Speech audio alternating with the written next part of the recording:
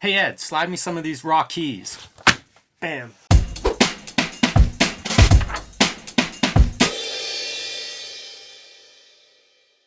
Welcome to Cartoonist Kayfabe. I'm Jim Rugg. My name's Ed Piscor. Some business before we dive into this classic issue, Ed. Yeah, man. New Mutants number 98, first appearance of Deadpool, and I believe introduction of Domino, which we can't. And the mysterious Gideon. A trifecta of sorts. Real quick, though, man, I want to pit my Patreon. I'm serializing my Red Room comic, man. In fact, this is a page I drew just last night. Look at that guy getting his face ripped off. Modern day outlaw comics at their finest. Yeah, so if you could stomach that, you might want to read the comic. Every Tuesday, I put a new couple of pages up there. We're up to almost 30 pages on the Patreon, and that's patreon.com/Ed Piscor. I think you can still order my Octobriana Blacklight comic book through a pre-order button on the Kickstarter page. Amazing. So if you missed out on the original Kickstarter, it's still available for pre-order. Octobriana 1976, world's first Blacklight comic book. Amazing. But we have some business at hand right now, Ed. This comic book was the biggest comic book of my life the day it came out. I'm embarrassed, Jim, because this is my copy right here, man. But this is a later copy, and you're true blue if you have the barcode on the cover, and I promise you I did. But I read that comic to shit. You mean this barcode? Yeah, boy. We got to use that one, man. Not this direct market nonsense. Look how chewed up my cover is, too. I think some animal got hold of this at some point, but you can blame me for the limp spine on this one, because this was an early comic for me, pretty early in my reading days, and I was all in on Liefeld. This issue, he comes back from, this is after Extinction Agenda, and I think there's a fill-in issue or two on that. I believe he might have been off the book, and then they end up giving it to him for plotting. And so he comes back, and this is full-on the first real Rob Liefeld issue, where he's plotting and doing all the black and white art himself.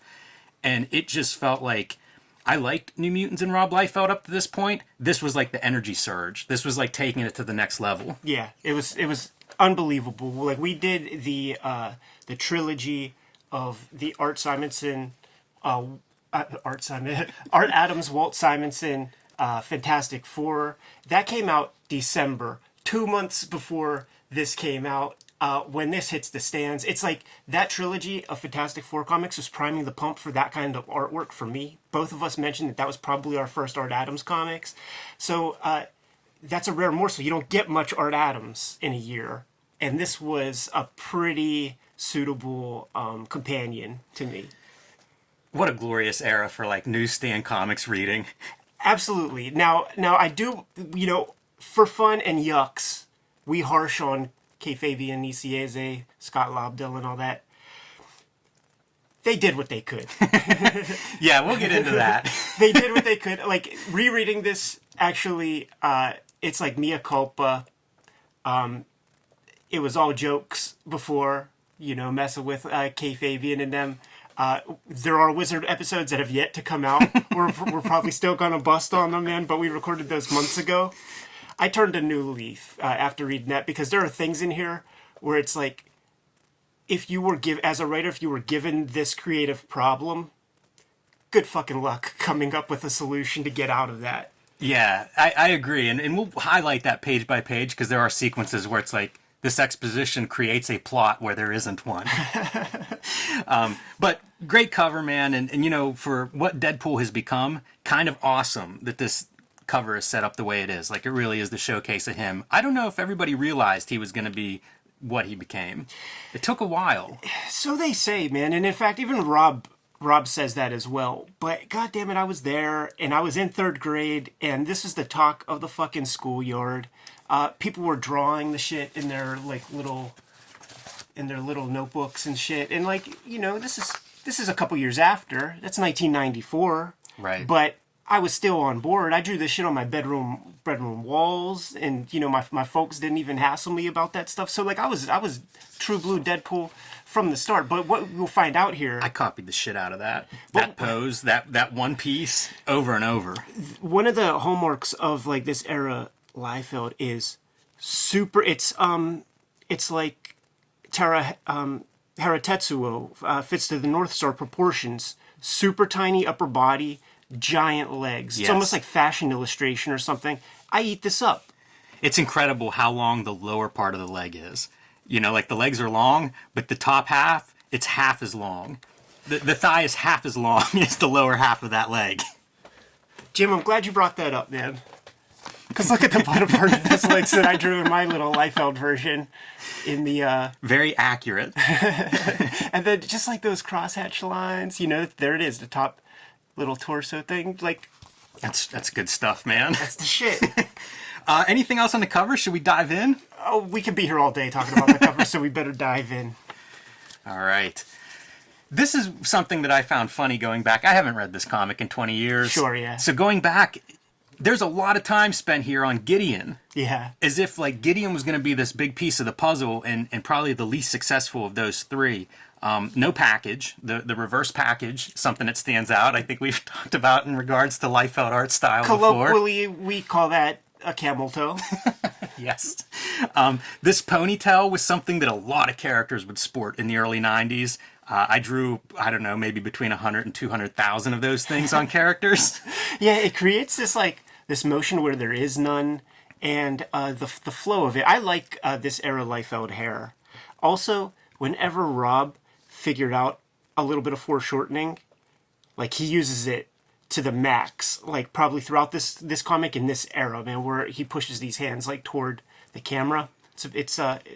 He places value on that. I've seen Liefeld's art criticized for his ability to draw hands or not draw good hands. I thought the hands stand out really well. Like those are, I'm pretty happy with those hands. Yeah, and that same pose of hand.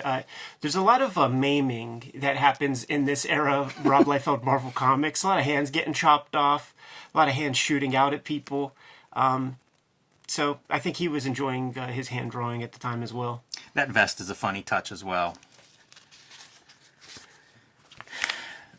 Great. As if the splash page isn't enough, let's hit it with a double splash. Yeah. Following that. This was a pretty common occurrence in the early 90s, really taking advantage of this piece. And something that's gone away in a lot of ways now. When I look at comics, it's like page 1 is your recap, text, boring, horrible.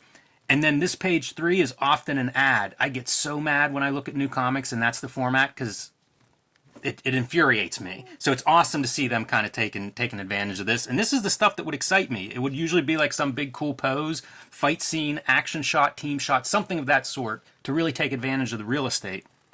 I would get annoyed though with having to like reorient the comic as a reading experience if there was no need for it. You've seen amazing uses of that in like Swamp Thing comics, and Neil Gaiman parodied that on Sandman.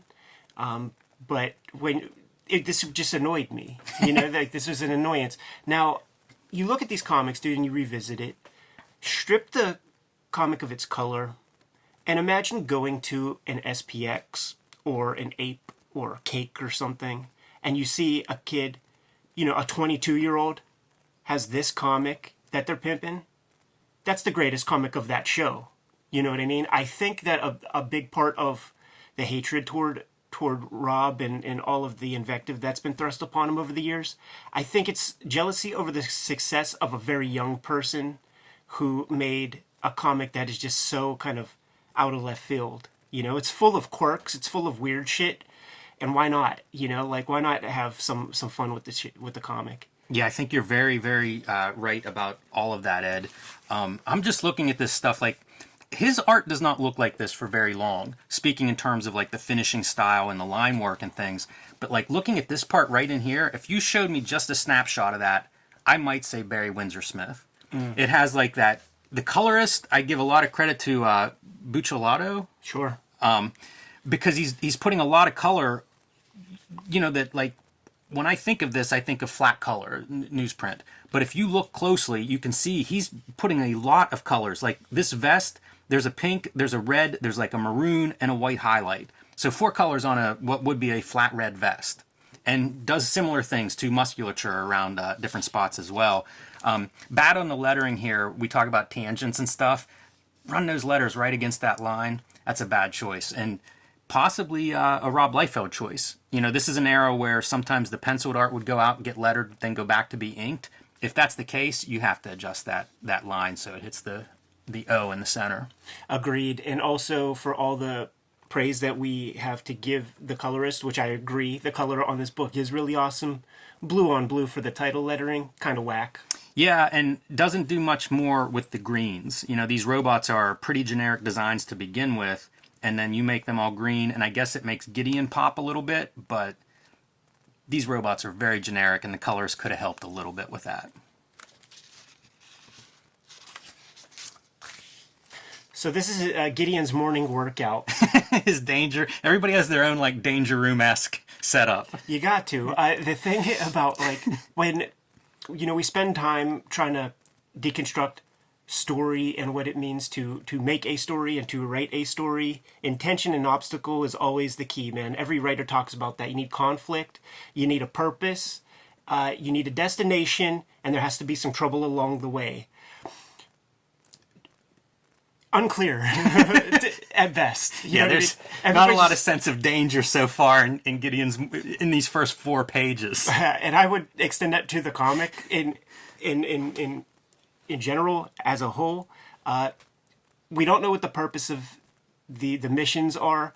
It really is very much like somebody playing with action figures and just smashing them against one another. Here's another pretty bad moment in terms of breaking lines. So we have this word balloon that is, you know, hard against the panel border. Like, in essence, this panel border is for this open panel. But we have Gideon breaking the panels and sort of breaking this one, except it exactly lines up on a panel border and then sticks out the bottom of the word balloon. It's so awkward. This, like, Rob has the job, you know? Like, he's in the game. And the editors, like, you get what you get in a lot of ways, man. You have to send these, if you want corrections, you got to now send them from New York to Anaheim to be repenciled or whatever. So you got to sort of take what you get. But the problem really is in us as the kids who fucking loved this shit. And when we start sending our Marvel submissions out to them to try to get work, and we do these kinds of things, and they are like, we got to nip this in the bud Yes. before we let you in the fucking door. No doubt about it. I love the metal arms, though. That was another one of those staples. It was almost like you could pull parts out of a hat to make up these new characters. I drew a lot of characters with metal arms. Jimmy, I like Rob Liefeld designs. Like, look at that swooping hair. You know, I'm a big fan of Rob Liefeld designs, man. Certainly of this era, and we'll get into that whenever we do like an X-Force 1 video. So a lot of real estate on Gideon, you know. Rob Liefeld takes over the book in the first 5 pages with this character Gideon, and I don't know if his story ever comes to a head. It certainly didn't while I was reading. Which is like the Liefeld era, right? Like, yeah, exactly. Like he did what he could, and he kept bringing him back in. You know, like there was a heel turn with Sunspot, and that's sort of the focus of this issue in some ways. I think he had an amazing reaction from introducing Cable, and he's now in this mode of constantly trying to strike lightning multiple times, sure. Man, because he keeps introducing these new characters. So it's like, okay, man, you like this geriatric old Terminator guy that I created? Well, I got another one in store for you, and guess what? He has 2 metal arms. That is the formula, man. Make it twice as good. And here's Fabian doing his heavy lifting of trying to put characterization into this scene that really almost nothing clear happens. So it's all exposition through dialogue. And mostly what we hear is this guy is a big-time businessman who's planning some sort of move against Sunspot's father's company. And the way they illustrate like the wealth is he's planning to use his jet to fly to New Orleans for dinner maybe, but he's not sure if he's taking his coffee date or his lunch date to dinner. Depends how lunch goes. Yeah, so he's a playboy, a magnate. This is like a vestige of your Gordon Gekko 1980s like businessman guy. And of course, dude, like nothing commands respect in the boardroom than that giant ponytail. And by the way, he's got another workout at 4 p.m. This dude's doing 2-a-days. All right, another big 2-page spread. This feels more like the money shot for this issue, where we get to see Cable in action and a little bit of the team with Cannonball. Yeah, man, the inking is a little thin here, like some of the tools he's using. But this is very early, like Rob Liefeld inking himself. So what's going to have to happen is this book has to see print, and then Rob has to take a look at this thing and make adjustments accordingly as he progresses in his young career. I love the open panels too. I pointed one out with Gideon before, and now we have one here. Similar kind of concept, but it makes for a really nice page layout. And if you're going to kind of skimp on backgrounds, which became something of an image critique of image style art, and throwing in an open panel like this is a good way to do it. Look for any backgrounds in this comic. So again, they're just in the danger room. Now we're on to our second workout of the comic book. 2 scenes so far, 2 workouts. Get a money shot of Cable's bionic arm and eye in action. Kind of the staples of this character in most ways. I'm not sure what you're missing besides the eye and the arm. Oh, we'll be getting into some of the things we're missing. I guess shoulder pads are what we're missing. Well, Rob adores this character, you can tell, and Cable becomes a kind of like multi-tool kind of character, man. Like his hands can shoot lasers. He can eventually levitate things. Like he's got every power. It's the exact like little kid superhero thing where it's like, and my guy can fly, and he can levitate objects, and he shoots lasers from his fingers. Like there's nothing Cable can't do. And this is back in your days of all hand lettering too. I love seeing all the hand lettered sound effects. There's this thing that I would look at his eyes. You know, I'd spent a lot of time looking at this art and trying to figure it out. And if you look close, you can see that eye is black. The one that's not, not glowing.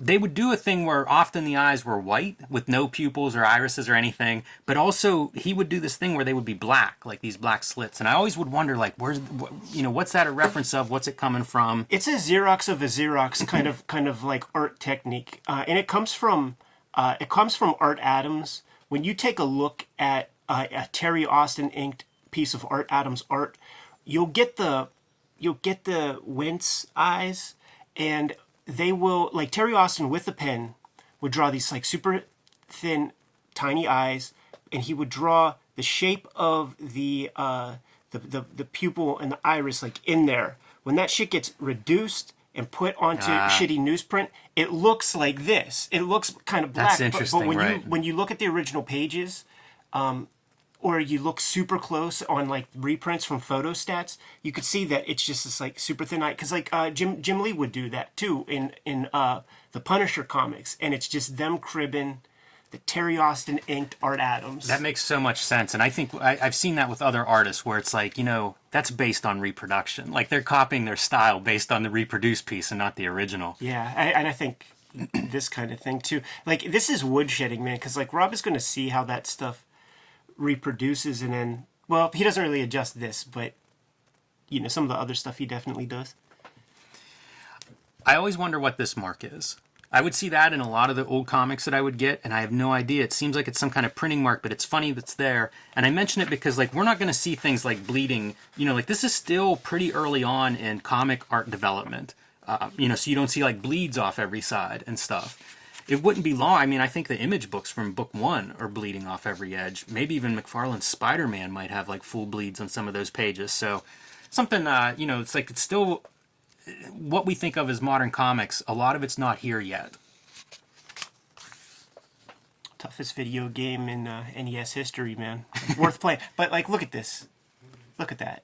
That is not a great drawing. It's not a good drawing, but it's also like, we never re-explore this. Very true. Yeah, these are like cartoon cloud kind of shorthand iconography, and I've never seen that. I don't remember seeing that in any other Rob Liefeld art. And also just like the Cable shooting shit from his hands. Like that is true. Like if you could shoot shit from your hands, why do you need giant-ass guns? Yeah, and now this is what used to kill me with these. So his gloves back on here, right? Like gloves off, let me shoot some stuff.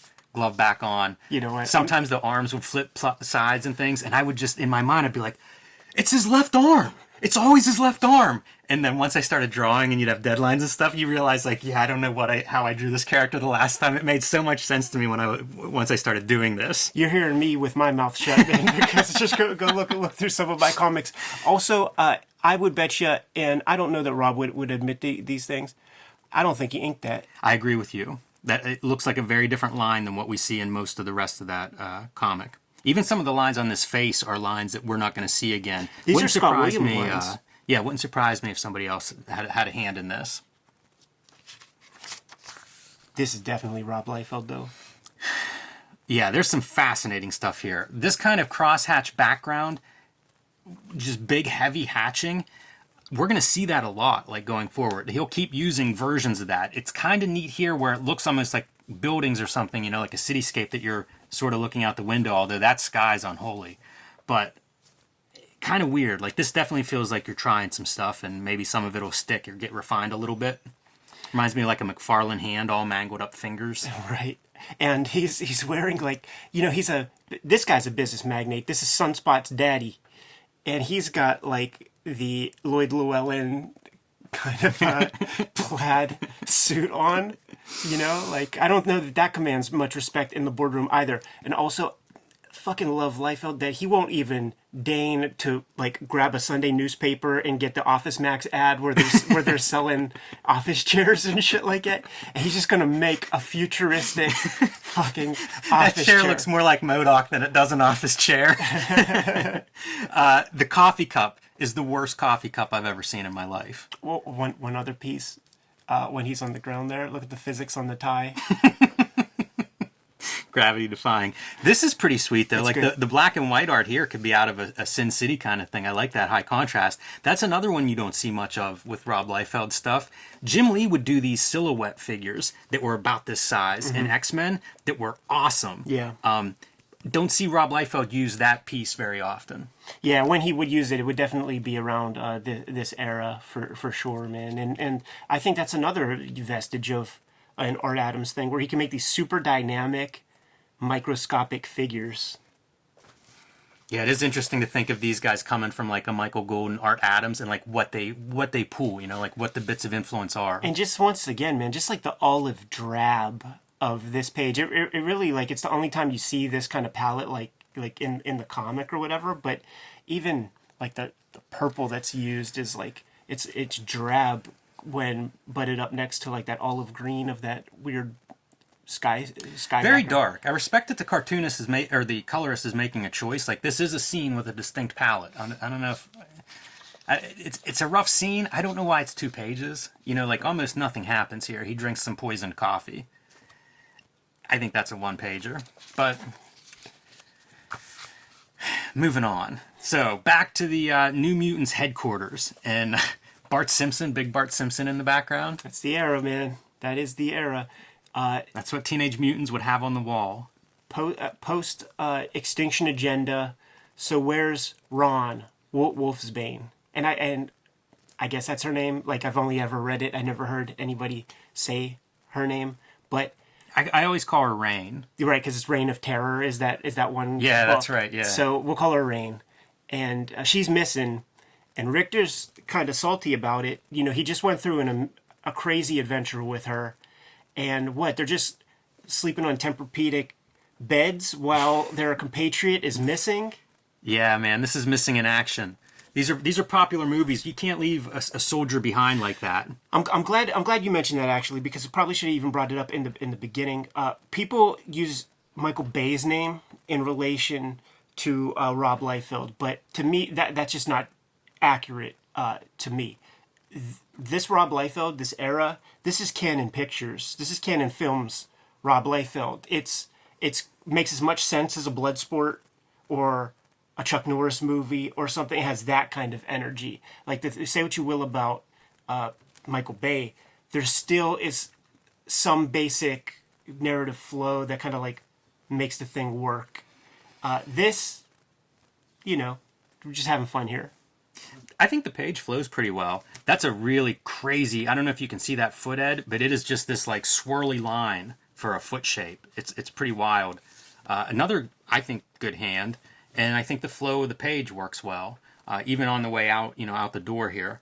I like the coloring again. Her green glasses and his green suit work pretty well. I wonder how old she's supposed to be, though. Like, I look at that muscular arm and, you know, like, they talk like they're kids, but then is she 27 and works out Again, 2-a-days. Everybody's on a 2-a-day work schedule. Hey man, you're superheroes. Yes. You're gonna have to fight Cameron Hodge again, so you gotta keep the tone up. Boy, that's enough motivation to keep you hitting the gym. Cameron Hodge's nightmare stuff.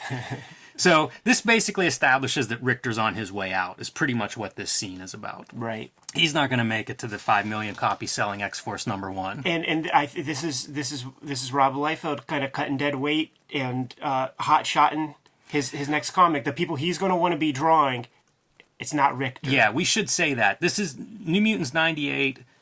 It will end at 100. Yeah. And essentially what's happening is he's rebuilding this team into what will be X-Force across these 3 issues. So there are some changes happening here, and this is the beginning, planting those seeds. So cut to the library where we find Cable with a slicker arm. It's like he's changing his armament from scene to scene. Same workout attire, though. And just looking at the books on the shelf, whenever an explosion happens... The books on the shelf thing, it's like the outer space background. It kind of always looks good. And you can almost never fuck that up. By the way, these are artist editions that he's looking Yeah, at. Because 2 of those books are as tall as him. Yeah, they're those reference books that you could see at the Library of Congress that can, like, you need reinforced tables to look at them on. And our first in comic book appearance of Deadpool here. He's the explosion. Whenever there would be the legendary inking phone calls between Todd and Rob, they would cut promos on one another. They would bust. And Todd is like, I'm drawing Spider-Man. I just have to draw one guy and maybe a villain and a couple background characters. And you got Cable with all those Crayola crayons and that bandolier around his chest and all these like little armaments and all kinds of nonsense. All I got to do is draw a naked guy with webs all over his body. Not even a face. Right. So Rob's response to that is Deadpool. Okay, well, I have my own Spider-Man, and you know what? I don't even have webs on my guy and no face. And then Rob will extend that even further with the introduction of Zero. Yeah. That's a badass pose, though. I like it. It's a good setup. It's a good intro. He looks really cool. Not bad smoke. This line here, when I was little, confused me. And I would just add that to my drawings, not knowing what that is. But what that is selling, like, your head isn't like a perfect sphere. Like, your forehead kind of like starts to plateau the skull a little bit, and this is how they would sell that, like Jim Lee was very good at that. But when I was a little kid fucking with this, I didn't know what those lines were telling me, and I just did it copying. This one at the top, it really looks like stitches. Yeah. Either part of the costume or on his head or whatever.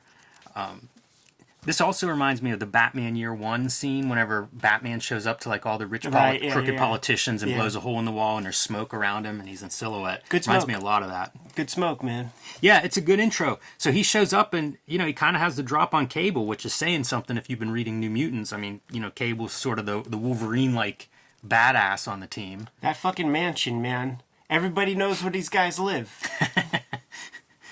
And I was also looking at Deadpool whenever I reread this to see, like, what part of him is here? How formed is this character? He is a motor mouth. Like, he is running his mouth throughout this stuff. A Arrivederci. Like, he might become more of a motor mouth, but I think that part is here, at least in concept. He also talks about Mr. Tolliver in these early appearances, and I have no idea who that is. Yeah, you just have to continue reading some. Like, see, there's a lot of shit here, and in the early X-Force, where it's all set up, and Rob was just never able to pay off on almost any of it. He left and went and started to do started to do Youngblood, but like this is also a thing where like we're now trying to figure out, and Rob's trying to figure out like what is Deadpool, And he's got his own kind of like spider webs. And to me, this is like knowing about those conversations that those guys have. It's like, yeah, and I have spider webs and I don't have to draw a million little noodles. Pretty good, man. He takes Cannonball down effectively, but it gives Cable that opening. And you see this, and you talk too much. So, there is a little bit of this banter. It certainly gets ratcheted up, I think, as the character develops, but it feels like that's planted at least, that seed that it's this guy runs his mouth too much. Gotta do something. Gotta try to get something in there to make him stand out. As a writer, that's what Fabian tasked himself with. And this is one of those examples of the metal arm switching sides. I love it, man. How about that tangent? Yeah, there's one earlier with robots, the fighting robots at Gideon's place. Yeah, that tangent's real funny. Pretty good foot though. For all the slack he gets early on not drawing feet, I feel like that's a pretty solid foot. Throws a knife into Cable's leg. Things are starting to get out of hand now as the other New Mutants have arrived. I guess this fight is taking a little bit too long. When it comes to just comic book storytelling, this takes a minute. Like the knife in the thigh. That's what this whole panel is about. But you don't even get what he's talking about for at least 5 seconds.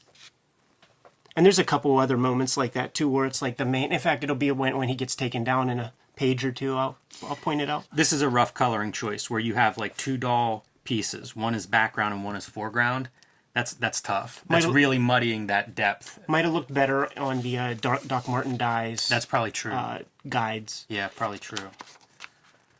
And this is the other part. Boy, that's totally the web shooters. Totally. Yeah, 1,000,000%. But like, thunk, thunk, thunk. He goes down, and like the little knives in the back. It's that takes a minute where you're like, what, huh? Like even that doesn't sell it that well either. And so it's like, what just happened? Oh, I get it, man. But yeah, that's what I'm saying. He's got the drop on the kids. He's fucking them up, and then once again, everybody knows where the X-Men and X-Force and the mutants live. So Domino shows up, and she is female long shot.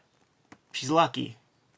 Yeah, I like Domino. Domino was his, I guess, the second most popular of these 3 characters that get introduced this issue. Like she's had series and mini-series and things like that. A really good one by Brian Stelfreeze, too. One where he colors it and draws it. But introduce another mysterious character from Cable's past. Everybody, mystery was big. Wolverine was super popular at this time, and nothing was known about him. Cable's the same deal, where it's just this mysterious stranger. And that's kind of the formula for all these new characters that show up, and we don't get any backstory on any of them. It's like just a bunch of mysterious characters all hanging out now. I think the template was really set by Chris Claremont of doing these sprawling arcs up to this point, man, where things, Storm doesn't have her powers for like a year and a half or 2 years, and then she gets it back. So I think all of these guys were in the mind of building towards a big epic, but almost none of it ever sees the light of day. It becomes like a writer's version of the narrative corpse. Yeah. I like this Thunk Thunk Thunk panel. This is another bad color choice. I didn't even realize this on the reread. That's Domino's hand. Like, it's the exact same color as the background, except this is the foreground. Right, and she's supposed to be in the foreground, but it looks like it's behind Cable, because everything is so small and it's not overlap. It's another one of those tangents. So small and it's gray. Yeah. Like, no color recedes more than gray. Yeah. You can't do that one. Gotta see that coming. But good intro page. Like, she looks cool. You never see this color on newsprint comics, and just touching it, I feel the ink like totally saturating the paper. Yeah. Good smoke again. So they bandage up his stuff, tie him up, and still figuring out the designs on Deadpool at this angle, man. Like Rob will worry about that later. This is a staple of the Rob Liefeld of 1990 as well. Just like super lanky, long-legged characters kind of standing around looking at the reader, like staring at us. Yeah, kind of a cool pose. Have them all arranged like the family photo cool pose. When you're a kid and you're first drawing the figure, you have a tendency to just draw them like very rigid, like no arch to the spine at all. But when you figure it out, it's like magic to you, and you just like keep doing it over and over again. And that's like, I feel like Rob like figured that out, and it's just like, yeah, look, man, you just like put that arch in the back, and it really adds weight. They're also like all staggered height-wise, as if they're all standing on different things, and there's no sign of anything back there that anyone would be standing on. But, Domino's got to be on something like a table or something for how high up she is. Yeah. And then they joke about Cable smiling. like Domino having this positive effect on him. Yeah, man. And then it's like this is like some more of that stuff where Fabian has to like make some coffee and rack his brains, man, because they have him tied up. And then it's like, okay, now what do we do with him? We give him back to the guy who commissioned him to kill us. Why? Because that guy doesn't tolerate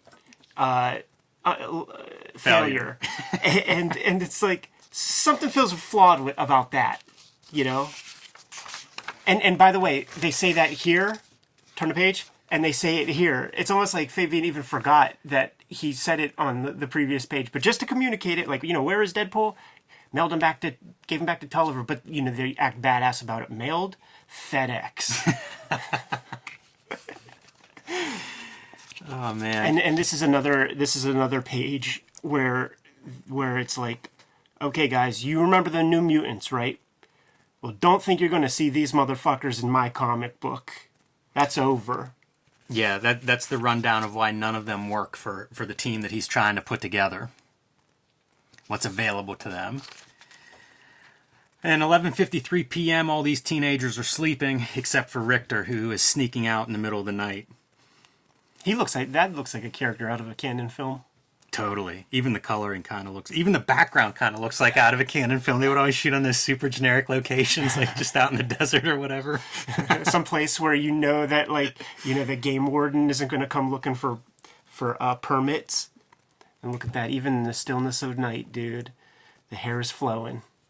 Yeah, it comes to tell him that his father's dead and had a heart attack earlier. And that's the thing, man. Like, Gideon takes Sunspot under his wing. We don't know, like, when you would buy the toys, these guys would be positioned as villains, and clearly Gideon set up this boy's father's death, and he's running game on him, and he's gaslighting the dude, so that's a very bad thing to do. But ultimately, in the Rob Liefeld X-Force, like, we have no idea truly what the bad stuff is he does. I guess some affiliation with Black Tom Cassidy, and Sunspot would be called a villain, but he doesn't really do any villainous stuff. This is like the only gray area character in these X-Force comics. I always liked how Sunspot looked. I thought he had a really cool look, like when his powers were up and he was like exuding the energy, like almost like the Kirby dots crackle around him. I always thought he looked cool. And if you look at this page, it feels like end of the book, no backgrounds again, black backgrounds, but also the hair. That is not typical Rob Liefeld inked hair. So I think that was a quickie. Got to get this page to FedEx. Speaking of FedEx. And then let's note Gideon and Richter's travel attire whenever they're sneaking out in the night, sneaking around at night, not wearing shirts. Yeah, it is an perhaps octogenarian, maybe a little younger, showing up into a young boy's bedroom in a bathrobe and no shirt underneath. And first impressions are a real thing, man. And I think we would all have that facial expression if that was the case. Yes. Yeah, indeed. Jim, that's an unfortunate face, I think, considering what you just laid out, but sure. Jim, we did it, man. 40 minutes in, we're able to talk about New Mutants 98. With that's what you come to Cartoonist Kayfabe for. And once again, let's not give short shrift to the Neil Adams Continuity Studios Three Musketeers ad.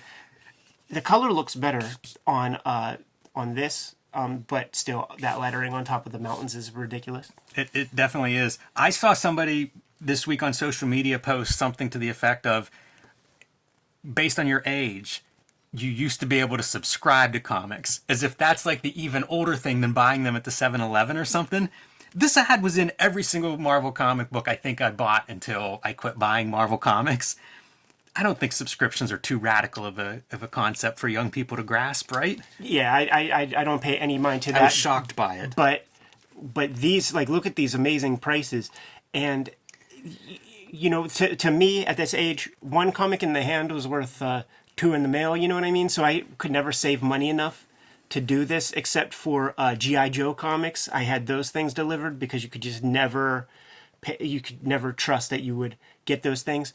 But I would always be curious about the pricing tiers, and obviously that's direct market. There's less of a lot of these, the more expensive subscriptions. There's less of those that are just available, so the cost of production is more. And I guess it's not really here, but you would see like 3 or 4 tiers, and it would be like the magazines would be a little bit more or like say the Nom or some shit that would just not show up at the 7-Eleven. Yeah, interesting note for people at home. Think about how many books ship on a Wednesday or how many books Marvel publishes, in a month. And then look at this is all of their monthly books. Not very many here. There's 40 books there maybe or something. What a different world. And this is 1991, so not that long ago. Some licensed stuff like G.I. Joe, Conan, RoboCop is a monthly. Not for long. Yeah. Pretty fun though. And then this was an ad that was pretty ubiquitous for a while. And I think that cover, this is Jim Lee. And then I think this is like a copy of this art. Yes. Because it's not quite the same, but it's sort of based on that. Yeah, man, there would be commercials for this game, and I always like lusted after it, wanted to play it. You actually couldn't find that game very easy. You couldn't go to Toys R Us and get that thing easy. Like, it would either be in low production or they would sell out quick. There it is, man. Any takeaways, Ed? First appearance of Deadpool, I guess, is what this book is known for now. Oh, yeah. So I just pulled, for the purposes of conversation, I pulled appearance number 2 of Deadpool, right? And it's just this early matter, and just like, look at those. Look at that hatching and stuff. Like, as a boy, I was talking about like not really understanding what the artists were telling me. And like these eyes, like I just fucking puzzled over. How much does this Blood Hunters look like something that would be published in Image? Like all those original books are Blood something, Blood Brothers, stuff like that. It feels like this is a title he could have cut right out and taken with him whenever he went to Image. And those heavy lines, Ed, you mentioned when we were looking at issue 98, the thinner line work, it does feel like he's finding his tools. I don't know if he's using microns at this point, but I would look at this art really closely and you would see kind of like a marker will leave a bigger dot where it touches, where it first starts. And you would see those on the edges of some of these lines. And I know that he used micron some, so I don't know if that's on display here or not, but that was something that it feels like these tools are different than what we saw in New Mutants 98. So before Liefeld goes off to Image, he did 15 pages that had Deadpool on it. Two fight scenes. Here's another like missing hand. And this is after issue 1 of X-Force where Shatterstar cuts a guy's hand off, man. Yes. So lots of severed hands. And, this is it. This is like all the Deadpool that Rob Liefeld did for a very, very long time. And when he would come back here and there, it would be little cups of coffee. You know what I'm saying? It wouldn't be that big of a deal. But another reason I had to pull this, man, was just like to show this off, dude. Like these comics that I would draw when I was a kid that I would just like substitute my own characters for Rob Liefeld's plots. Shit, man. So like, like as a little kid with pencil, like how do you communicate water? And it's just like big thick versions of that, man. But generic ass background. Always hard to draw crowds. So you have like one dude working on the truck unloading. Yeah, because like this is interesting to see the differences though. Like here, Kane is sort of taking up the panel and overlooking it. You switch up characters there, and it's a different perspective, but it still makes sense.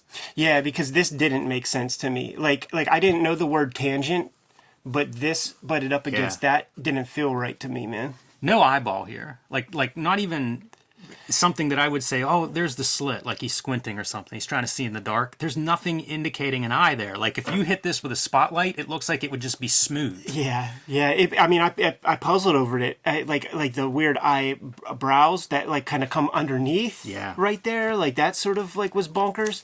What I'm thinking is he just looked at Ronin earlier that day and was like, oh, I need to try to like get some of that in there, man, because that's nowhere, and the colorist doesn't help it.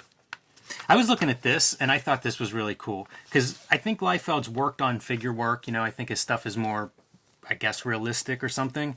I liked whenever it was kind of funky and weird. Me and too. Twisted, and foreshortening would be awkward, but it had this energy. To me, this is my favorite era of Liefeld for that reason. Yeah, it goes. It's like it's this New Mutants 98 to Youngblood number 3. Because issue 4 is when Danny Meeke starts to ink him and it starts to get slick and starts to get Scott Williams-ish. But it's a dozen comics, man. It's 15 comics that are like the crown jewels. Yeah. Yeah, and if you're really jonesing for that stuff, I would add Shadowhawk 0, the X issue, because I think he inks himself on there but it's kind of his version of the Frank Miller Sin City, Jim Lee Deathblow type of heavy shadows. But it has a little bit of that energy too. So, all right, wow, 45 minutes, baby. that's about all I have on this one. Fun to revisit though, and cool to look at a pretty historic comic for Marvel Comics. I mean, obviously Deadpool, one of their biggest characters today, and this is where it starts. Agreed. And this is, I don't, can't speak for you, man, but this is me buying comics off the rack, starving myself at lunch period every day at school, because lunch was $1 and comics were $1, and I could get 5 comics at the end of the week, man, and just like That's great. have those things keep me company all freaking weekend. Pick this shit up off the rack, and with no fandom, no real friends involved in the game, on the strength of just how weird and kind of exciting and accessible this was, like a Buscema or the clones of Buscema who had like the Marvel house style, that shit looked too hard to draw. But this looked like I was copying this stuff like crazy, and this era of Liefeld, Jim Lee, Todd McFarlane, it's responsible for a generation of cartoonists, maybe 2 generations of cartoonists afterward. Yeah, no doubt about it. It's amazing, too. If you had told me on this day, hey, this character is going to far exceed this one, I'd have been like, you're crazy. Absolutely. Cable's the hottest character there is. Yeah. Wizard Magazine says so.